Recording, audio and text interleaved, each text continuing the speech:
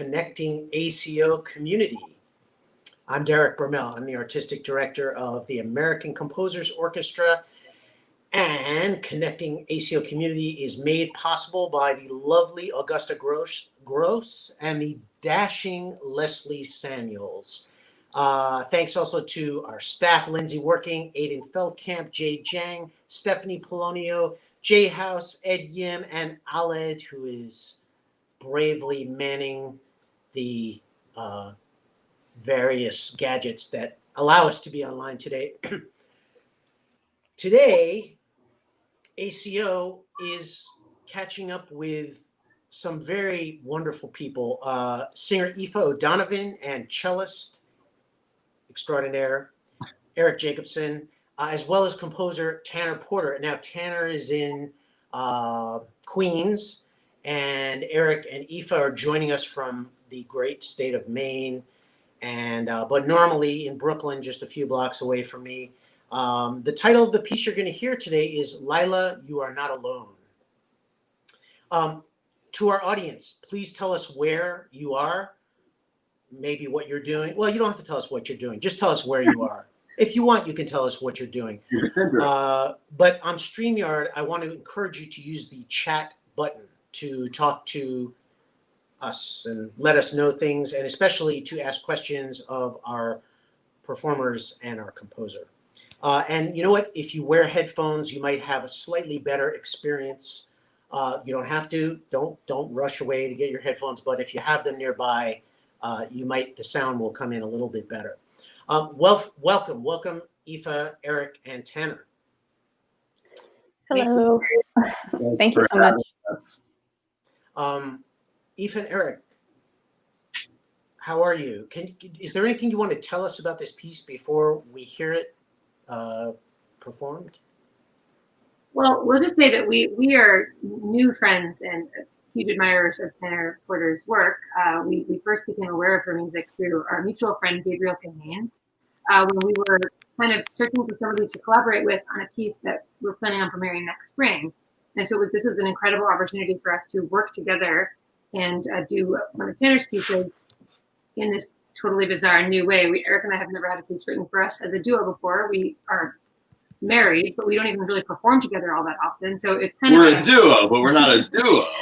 It was a really cool process to kind of become more intimately acquainted with Tanner's work in this strange time, and is making me very excited for future collaborations. And yeah, that's what I'll say. Yeah, a bit of a silver lining in this time when so much of us are dispersed around the country, around the world, and not seeing each other so much as maybe a couple times the ability to build relationships. Obviously, ACO has done such an amazing job of doing that, bringing people together. And Tanner, we've talked a handful of times on the phone in the last year or so, but this was a very special way to get to know you. And Derek, we've seen you more in the last few months than in in the last few years. We've exchanged granola in Prospect Park, socially distanced granola exchange. That really sounds way weirder than it is. Oh yeah. So. I think there's a little bit of maybe a chat lag. Can you guys hear us? I can hear you. Can you hear me?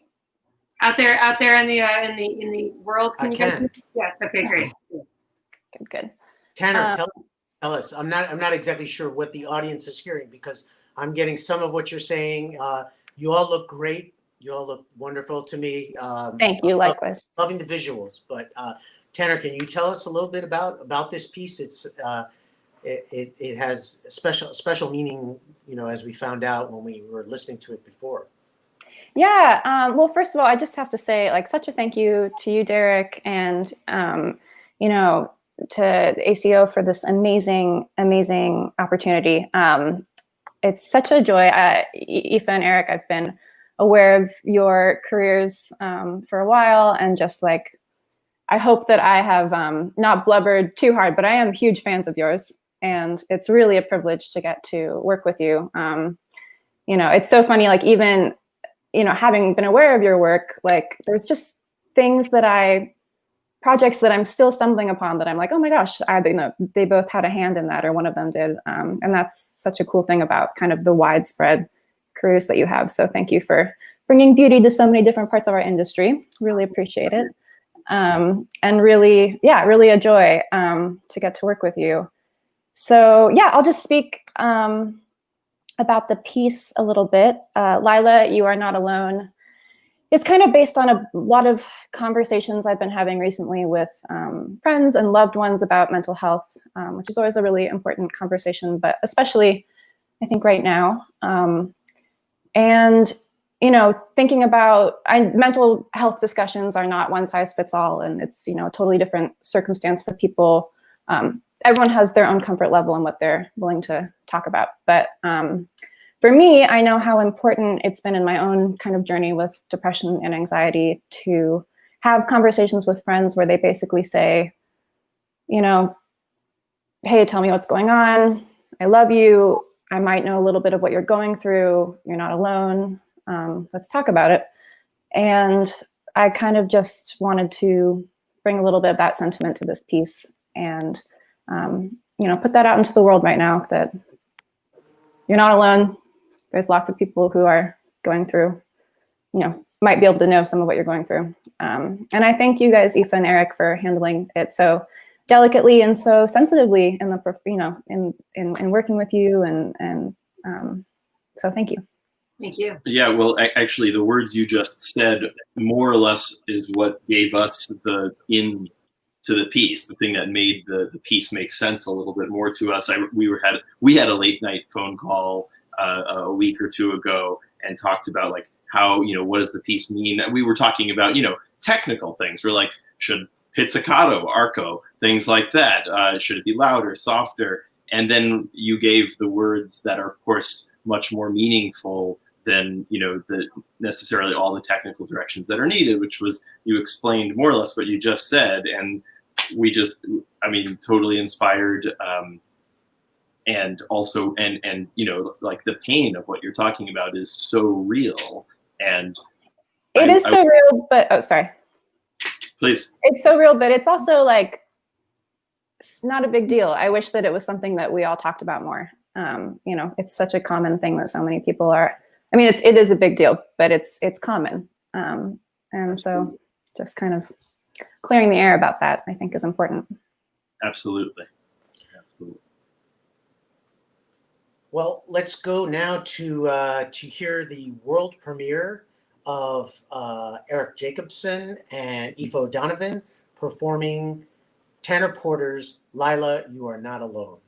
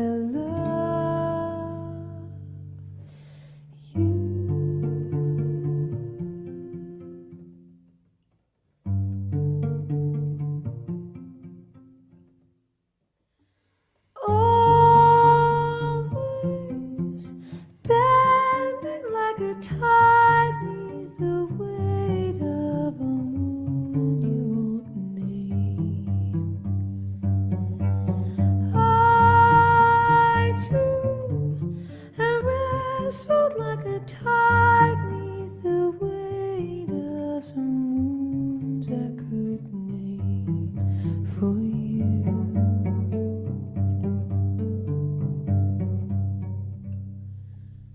Lila, you aren't on your own.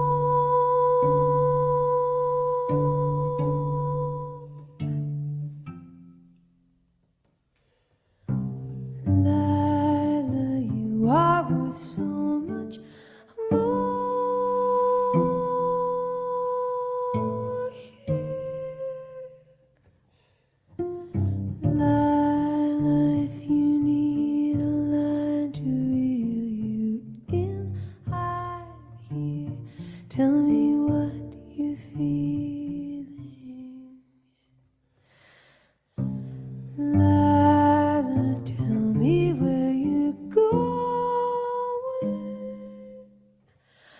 I'll go there too. Lila, I love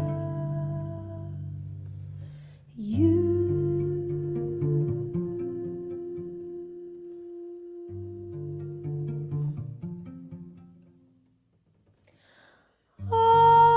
Always dragging like an anchor in water too deep for its length.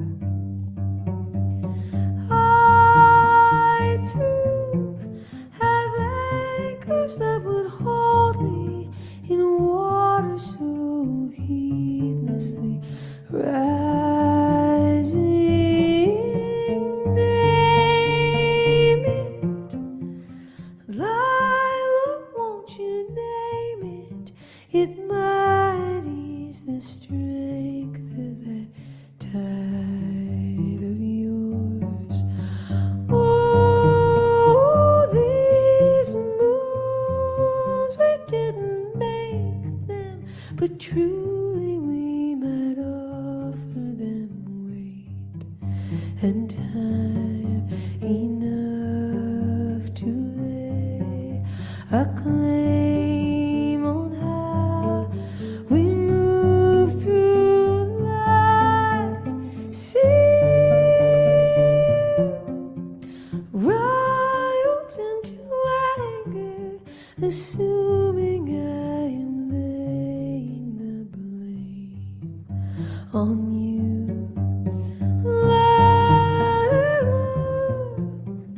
show me when the ache became something you believe you can't be.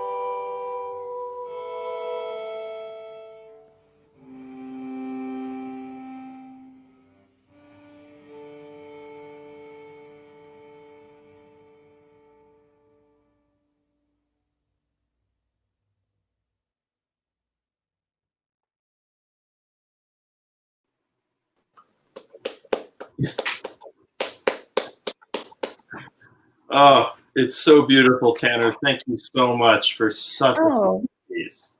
Thank you so much for being so thoughtful with that performance. I was blown away, truly. Thank you. It's such a beautiful, subtle performance. Aoife, you're a singer songwriter yourself. I was driving over to Park Slope to get some cat food, not for myself. I mean, things haven't gotten that bad yet, but we'll see. But I as I was driving, your voice came on, and you were singing a song by Foray.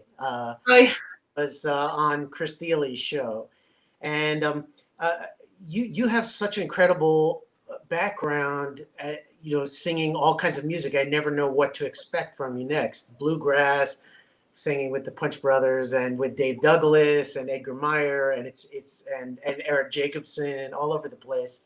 And how do you approach doing someone else's work? Because you yourself are such a creator and are so tied in performing to your own creative spirit. I love a great question, and thank you so much for the kind words. But it's not something I can say I've done a ton of in terms, singing music, especially music that was written for us, or at least when sent to us with us in mind.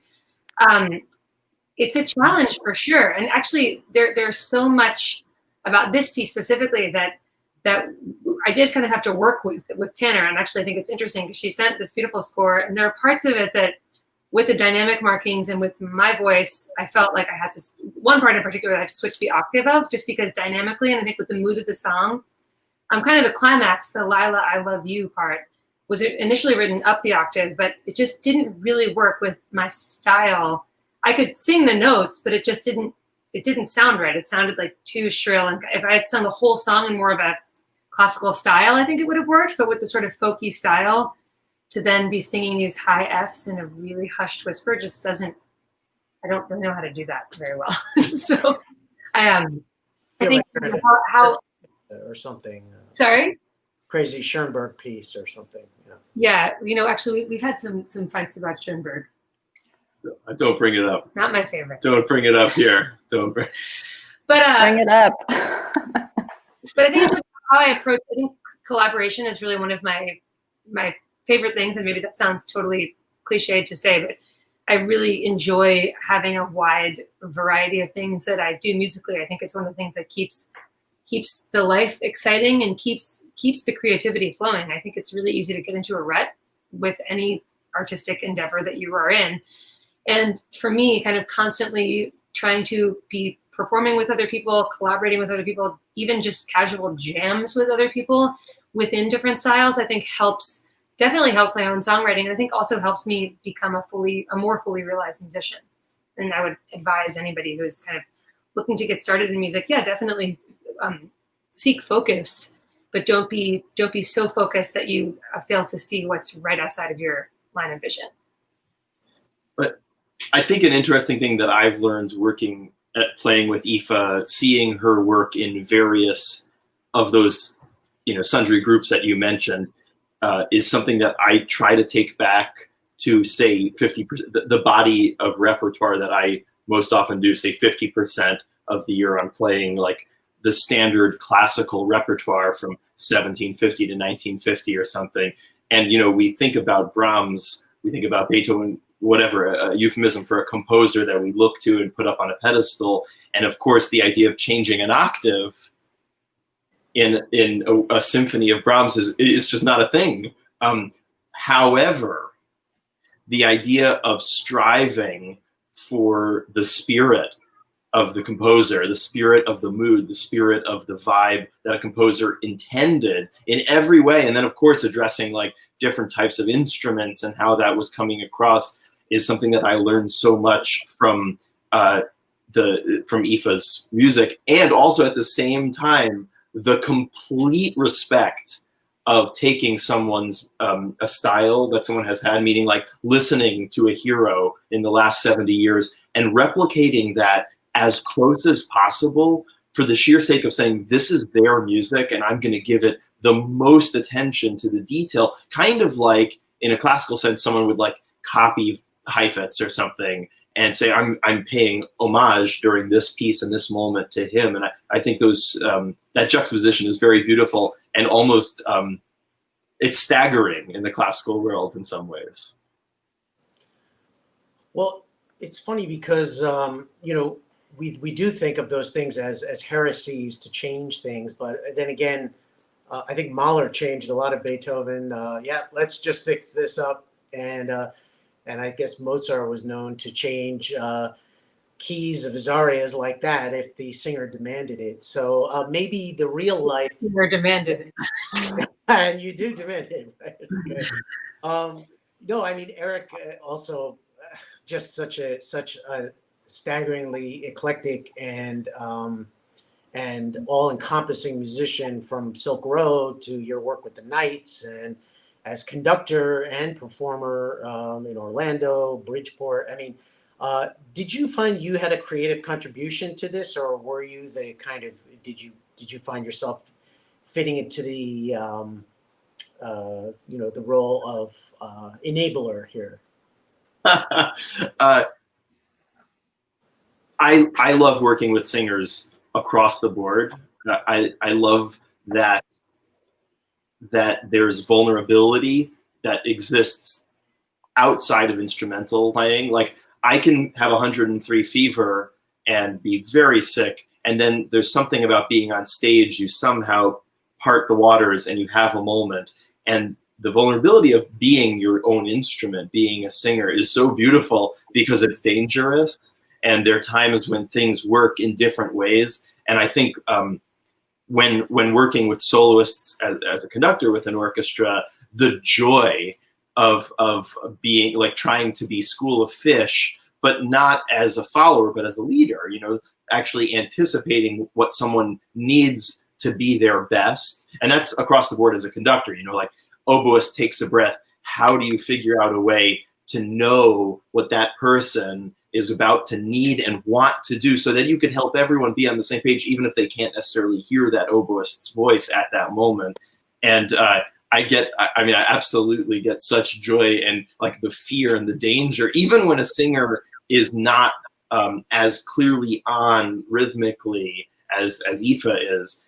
And to defer, I also think that in a song like this, I am kind of the minstrel, but I find it hard to, I can't remember the last time I participated in something and didn't participate and actually was a member of the process. It would be very hard for me to do otherwise. I think that would be the end of that particular thing for me. So yes, but at the same time, of course, the giving it up 100% means contributing 100%, opposed to, oh, let me just follow you. And I think it's a very different thing. And of course, Tanner, being a cellist and a singer, was certainly looking at these two roles, I think, from a very personal standpoint. So I get a sense that you wrote this in a way, like, I was trying to visualize how you might be playing something like this, which is practically a guitar part, practically a piano part, a harp part. How can it feel generous, but also, all the notes and all the things that you're looking for. Yeah. Beautiful. Tanner, you being a singer, there were some questions about whether you wrote the words to the text, and of course you did. Do you want to tell us more about that process? And I think it's so fascinating that we have two singer-songwriters working together with each other and learning from each other and growing with each other in the process. Yeah, I'd be happy to. It was a treat for me to get to write this piece because in a kind of older iteration of my life, singing and playing the cello at the same time was a big compositional tool for me and a songwriting tool, and it was something that I did a lot of. And so kind of getting to sit back down at the cello and think about, performing with it was really a treat. And to think about those two instruments together. And then I think the thing that for me, the compositional process of this piece felt closer to like an art song than it would for the process for, like a song that's more on the pop side for me. Not that they're that much different, but I think I was thinking about this, I guess, for more of a chamber space than for a space like a club or something. I guess the real joy of getting to write for another songwriter, especially one like you, AOIFE, is that you're a storyteller. And so I know that like whatever I give you, you're gonna find the story and tell it, and you did. And so that was really, a gift. So thank you. Thank you. And Tanner, one thing that I just noticed was that beautiful harmonic shift that happens. Can you tell us about harmony and how you think about harmony as you write a song, or whether that's an art song, a more of a pop song, or something that you might do symphonically or for chamber music? how do you think about harmony as you write, and how does it help you tell whatever story you're telling as you write? That's a very good question. Something that I'm still figuring out for myself. Ask me again in maybe like 20 years and I'll have probably a better response for you. But I think one of my favorite things, which is something that I did in this song, I really love the moments where the harmony fills in the emotional color of the text. So you have like the singer or the instrumentalist sustain a note and then the harmony changes underneath that note. And so there's stuff that's being said kind of beneath the surface that maybe the singer doesn't really know that they're saying it, but the instrumentalist is telling the audience that there's something else happening. And at the end of the piece, you do that. That's sort of just such an emotional, not even a climax, but more of like it's like a moment of reflection for me, just holding that note and the harmonics that Eric's playing underneath. I think that's so beautiful. Thank you. Yeah, I love finding the relationship between all the different elements of the piece, basically the relationships, I like finding the ways to tell the story in a nuanced way. And I think harmony is just another, tool in that. So I'm not sure if that answers your question, but. No, absolutely. I just think it's interesting. Harmony is one of those things that it's kind of hard to talk about because it's often the underpinning. It's like what Eric was talking about the performer who's, he's outlining a lot of the bass and the chords. And so he's finding some of those things that are changing underneath what might be a static melodic note. And that energizes it with, as you said, maybe without even realizing it, we're going through different moods and different emotions, even hearing one note. I like to think of Cole Porter as a composer who uses harmony sometimes, on one note, and then the harmony changes under that one note, and you suddenly feel so differently. Just hearing that. That's how I felt in your piece. I don't know, would you go to like F sharp minor or something? I'm not sure where it goes, but it suddenly it takes you right out of the key. And you almost feel unmoored for a second as you hear that, and then you get used to it, and then you're back. So it's a moment. How does it feel to sing those moments, Aoife? I think that this piece is really interesting because it kind of has the two sections, but then there are these little mini sections that happen. That's at least how I'm thinking of it. There's the sort of the main da da da da da that little theme, and then the but then the little parts in between that kind of glue them together. My favorite part of the song is the part where she sings, where I sing, I guess, that Lila, if you need a line to reel you in, I'm here. Tell me what you're feeling. Because if you think of it with the lyrics, that little sentence is almost just, it's like it's so trying to coax it out of somebody. And I feel like you put that coaxing feeling into the music in such a beautiful way.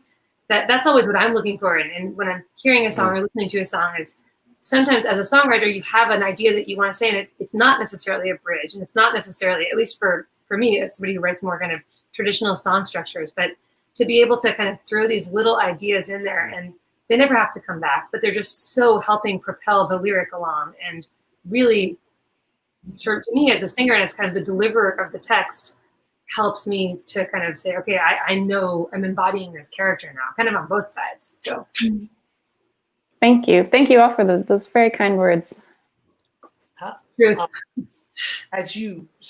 Is this going to evolve into something bigger? I had the idea that this might be the first stage of something. I don't want to force anything. I don't want to. Hey. We're definitely planning a collaboration on some songs that I will be writing and Tanner will be orchestrating, and kind of we're working in tandem that way. But I see a comment here from Ed Yims asking me if Eric and I have been able to collaborate during this time, and we have. But we're also looking for new repertoire. We're planning some socially distant, even live events this fall, and I think because we're obviously in a pod with Eric's brother Colin. We've been able to play a lot of music, also with our housemate, who's a great musician and songwriter, Sky Steele. And it's been really cool to kind of get to have these. We've lived together, obviously, for years, but this is the most music we've ever played together. We've never played music with Sky, who was in our house, and just sort of having these kind of circles on Sunday nights where people are bringing charts and we're really making music.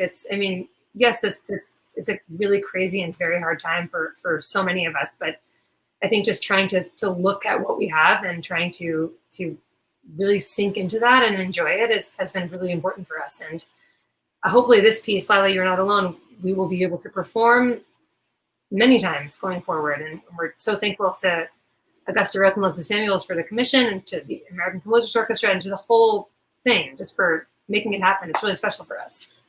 I'll say that it's been so special getting to play with Aoife and Colin Jacobsen, my brother, more in the last 4 months as a cellist than, say, in the last few years. I had a total existential crisis 6 years ago when I made a statement like to myself, and actually the conversation I had with my father was probably the hardest one, which was like, I'm going to leave Brooklyn Rider, the string quartet that I played in cello for 10 years, and I'm just going to put my energy, the energy that I've put into cello over the last X amount of years, I'm going to now shift into conducting 100%, or the most. So right now, being able to spend the time back with the instrument is very beautiful and also bittersweet. Like Tanner, listening to you, and then just when you were demonstrating Tanner's song just now, I was going to Mahler, maybe because you put his name in my head, Derek, and I was thinking of, when will that day be that we can do that again? And yet at the same time, of course, this is so special. So yeah, and all the things Aoife said, thank you to everyone who made this possible. ACO is doing amazing work. This is so special to get to connect. We feel so honored to be a part. Likewise. Well, Thank you so much. Thank you all so much, and thanks to everybody for joining us too. We've launched now officially Volume 3 of Connecting ACO Community. You were the launch. And so for more info, you can go to the website to find out what's coming next. I can tell you the next week is going to be very, very special, because it's going to be Aaron Deal performing a new work by Wynton Guess. Yeah. So, I'm really looking forward to that, having known those two very fine musicians for a long time. And so thank you to everybody. Please stay safe, stay well, and we look forward to seeing you next week and in the future. Thank you guys so much. Thank you. This will be at Music on the Rebound. If you want to catch it, for those people who weren't able to catch it, it'll be up on the internets somewhere. Cool. Try to catch it there. You can take a look at the support ACO. We've got a little banner there for you if you feel so inclined and want to reach into your coffers and cough up some donations. But we loved having you, and thanks. Please come next week. Thank you so much. Thank you. Take care. Bye. Bye.